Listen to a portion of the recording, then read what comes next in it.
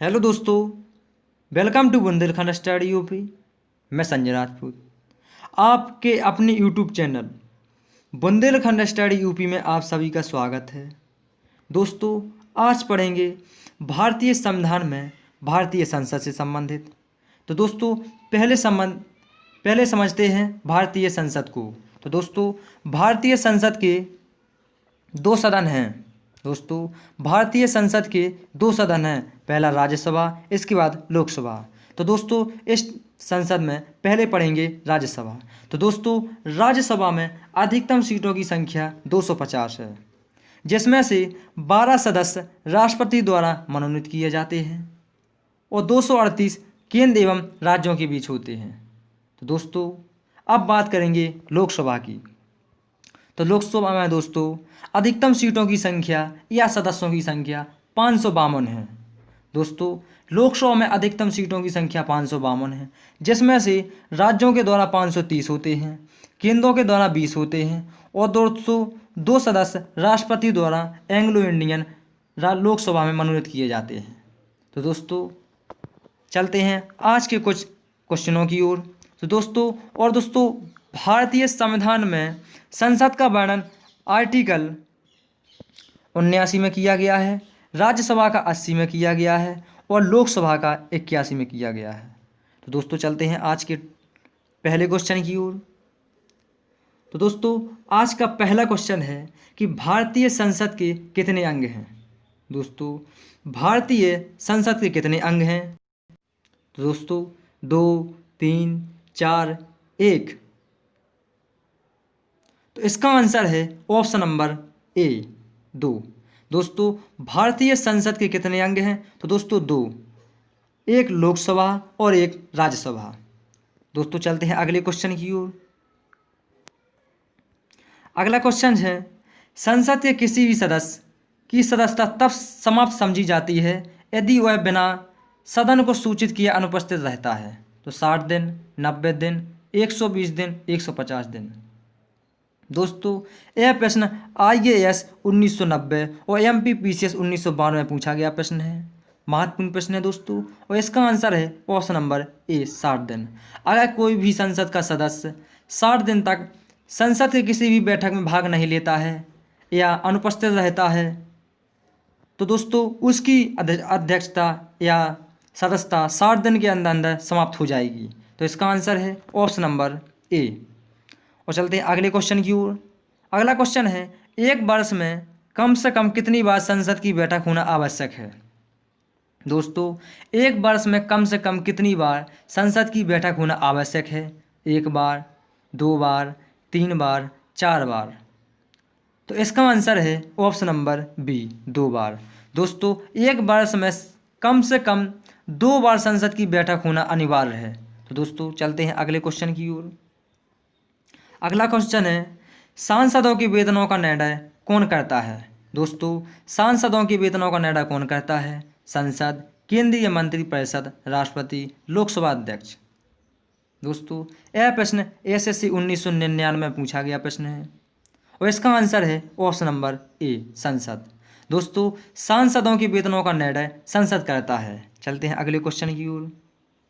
अगला क्वेश्चन है, महत्वपूर्ण प्रश्न है दोस्तों, भारतीय संसद में शामिल हैं। दोस्तों, भारतीय संसद में शामिल हैं केवल लोकसभा, केवल राज्यसभा, केवल लोकसभा एवं राज्यसभा, लोकसभा, राज्यसभा एवं राष्ट्रपति। तो दोस्तों, इसका आंसर है ऑप्शन नंबर डी।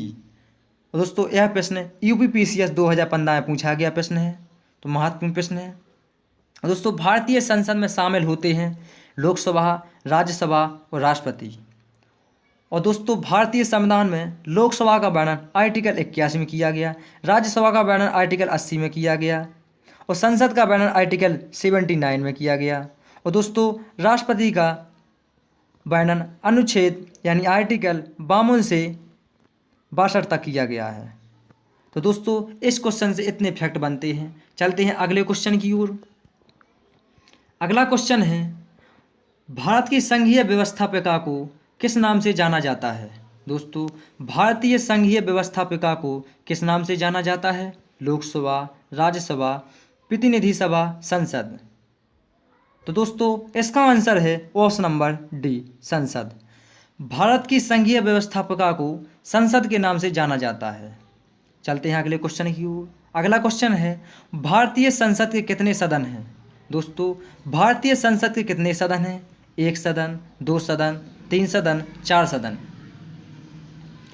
तो भारतीय संसद के 2 सदन हैं, यानी इसका आंसर है ऑप्शन नंबर बी। पहला राज्यसभा, दूसरा लोकसभा। तो दोस्तों भारतीय संसद के केवल 2 सदन हैं, पहला राज्यसभा, दूसरा लोकसभा। चलते हैं अगले क्वेश्चन की ओर। अगला क्वेश्चन है, संसद का लोकप्रिय सदन है। दोस्तों संसद का कौन सा लोकप्रिय सदन है? लोकसभा, राज्यसभा, उपयुक्त में दोनों, इनमें से कोई नहीं। तो इसका आंसर है ऑप्शन नंबर ए, लोकसभा। संसद का लोकप्रिय सदन लोकसभा है, यानी लोकसभा को लोगों की सभा कहते हैं। चलते हैं अगले क्वेश्चन की ओर। अगला क्वेश्चन है, निम्नलिखित में से कौन संसद का अनन्य भाग नहीं है? तो दोस्तों निम्नलिखित में से कौन सा संसद का भाग नहीं है? तो राष्ट्रपति, लोकसभा, उपराष्ट्रपति, राज्यसभा। दोस्तों यह प्रश्न यूपीपीसीएस 2004 में पूछा गया प्रश्न है, महत्वपूर्ण प्रश्न है, और इसका आंसर है ऑप्शन नंबर बी, उपराष्ट्रपति। दोस्तों भारतीय संसद का उपराष्ट्रपति भाग नहीं है, बाकी राष्ट्रपति, लोकसभा, राज्यसभा यह तीनों भाग संसद के हैं। किसके दोस्तों? संसद के। तो उपराष्ट्रपति संसद का भाग नहीं है, तो इसका आंसर है ऑप्शन नंबर बी। चलते हैं अगले क्वेश्चन की ओर। अगला क्वेश्चन है, यदि किसी सामान्य विधेयक पर राज्यसभा और लोकसभा के बीच गतिरोध आता है तो उसका समाधान कौन करेगा? दोस्तों यदि किसी सामान्य विधेयक पर राज्यसभा और लोकसभा के बीच गतिरोध आता है तो उसका समाधान कौन करेगा? राष्ट्रपति, मंत्रिपरिषद, संसद का संयुक्त सत्र, उच्चतम न्यायालय। तो इसका आंसर है ऑप्शन नंबर सी, संसद का संयुक्त सत्र। लोकसभा और राज्यसभा के बीच गतिरोध आता है तो उसका समाधान संसद का संयुक्त सत्र करेगा। चलते हैं अगले क्वेश्चन की ओर। अगला क्वेश्चन है, संसद के कुल सदस्यों का कितना भाग वैधानिक चैम्बर की मीटिंग बुलाने के लिए आवश्यक गणपूर्ति यानी कोरम है? तो 1/10 भाग, 1/6 भाग, 1/4 भाग, 1/3 भाग।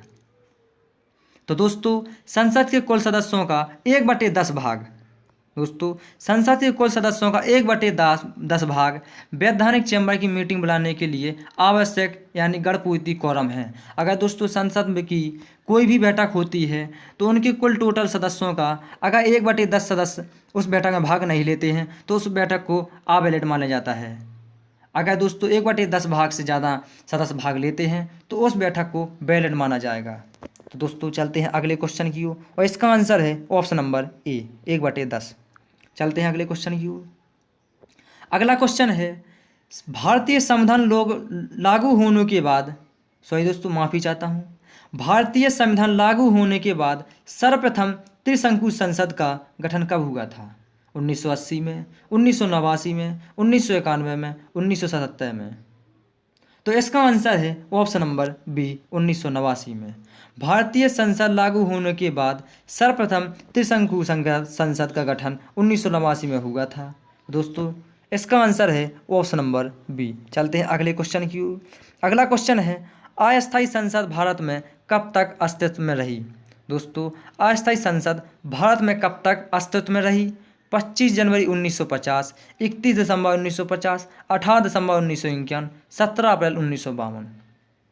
तो दोस्तों अस्थायी संसद भारत में 17 अप्रैल 1952 तक अस्तित्व में रही।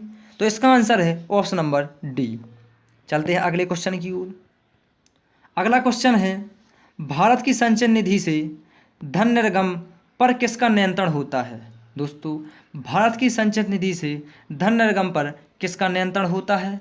महानियंत्रक एवं महालेखक परीक्षक, भारत के वित्त मंत्री का, अधिकृत मंत्री का और संसद का। दोस्तों यह प्रश्न यूपीपीसीएस 2000 में पूछा गया प्रश्न है, तो महत्वपूर्ण प्रश्न है दोस्तों, और इसका आंसर है ऑप्शन नंबर डी, संसद। भारत की संचय निधि से धन निर्गम पर संसद का नियंत्रण है। तो दोस्तों इसका आंसर है ऑप्शन नंबर डी। चलते हैं अगले क्वेश्चन की ओर। अगला क्वेश्चन है, भारत सरकार के निर्णय के अनुसार संसद का एक सदस्य अपने क्षेत्र के विकासात्मक कार्यक्रमों के लिए कितनी राशि का खर्च कर सकता है। यानी दोस्तों भारत सरकार के निर्णय के अनुसार संसद का एक सदस्य अपने विकास के क्षेत्र में या कार्यों में कितना पैसा खर्च कर सकता है। तो 1 लाख, 10 लाख, 1 करोड़, 5 करोड़। तो दोस्तों इसका आंसर है option number D, 5 crore. Bharat सरकार के निर्णय के अनुसार संसद का एक सदस्य अपने क्षेत्र के विकास के कार्यक्रमों के लिए कम से कम 5 करोड़ रुपए खर्च कर सकता है। अधिकतम अधिक 5 करोड़ रुपए खर्च कर सकता है, इससे ज़्यादा खर्च नहीं कर सकता है। तो दोस्तों चलते हैं अगले क्वेश्चन की ओर। अगला क्वेश्चन है आज का अंतिम क्वेश्चन, संसद का स्थायी सदन कौन सा है। दोस्तों संसद का स्थायी सदन कौन सा है। तो लोकसभा, राज्यसभा, उपयुक्त में से दोनों, इनमें से कोई नहीं। तो इसका आंसर है ऑप्शन नंबर बी, राज्यसभा। दोस्तों संसद का स्थायी सदन जो कि राज्यसभा है। दोस्तों राज्यसभा कभी भी भंग नहीं होती है, लेकिन लोकसभा आर्टिकल 85 के तहत राष्ट्रपति इसे भंग कर सकता है। तो दोस्तों राज्यसभा कभी भंग नहीं होती है, लोकसभा भंग होती है। तो दोस्तों इसीलिए लोकसभा को अस्थायी सदन कहते हैं। तो दोस्तों इसका आंसर है ऑप्शन नंबर बी। और दोस्तों आपको इसका आंसर कमेंट बॉक्स में देना है कि राज्यसभा भारतीय संविधान में किस आर्टिकल में आती है। तो इसका आंसर आपको कमेंट बॉक्स में देना है। दोस्तों आज का टॉपिक कैसा लगा कमेंट बॉक्स में ज़रूर बताएं, और वीडियो को लाइक करें, शेयर करें, और चैनल को सब्सक्राइब करना ना भूलें, और बेल आइकन दबा दें ताकि हर एक नोटिफिकेशन आज तक पहुंचती रहे। तो धन्यवाद दोस्तों।